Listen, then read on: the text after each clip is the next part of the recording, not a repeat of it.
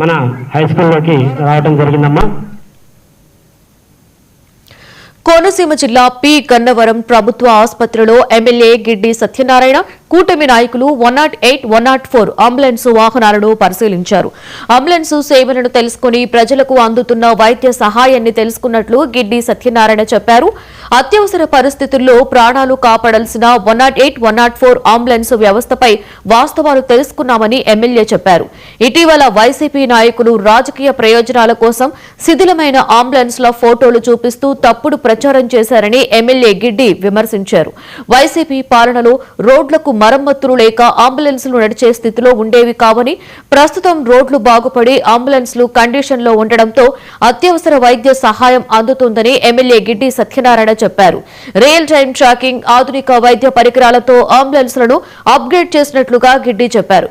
108 call centre పూర్తిగా professional గా పనిచేస్తుందని సత్యనారాయణ తెలిపారు.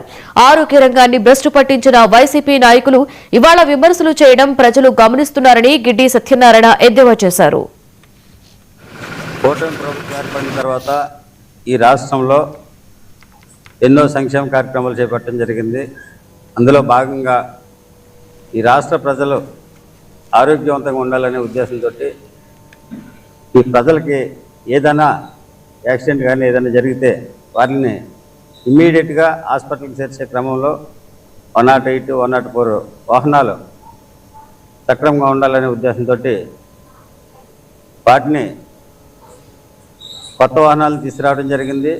అదేవిధంగా ఏవైతే పాత వాహనాలు రిపేర్స్లో ఉన్నావో వాటిలన్నింటినీ కూడా సక్రమంగా చేపించి వైద్య విధాన పరిషత్లో ఎన్నడూ లేనటువంటి మార్పుల్ని తీసుకొచ్చినటువంటి ఘనత కూటమి ప్రభుత్వానికి దక్కుతుందని ఈ సందర్భంగా తెలియజేస్తూ, మరి ఇటీవల కొంతమంది శిథిలమైన పోయినటువంటి అంబులెన్స్లని ఫోటోలు తీసి ఈ ప్రభుత్వంలో వైఫల్యం అని అసత్య ప్రసారం చేయడం జరుగుతుంది.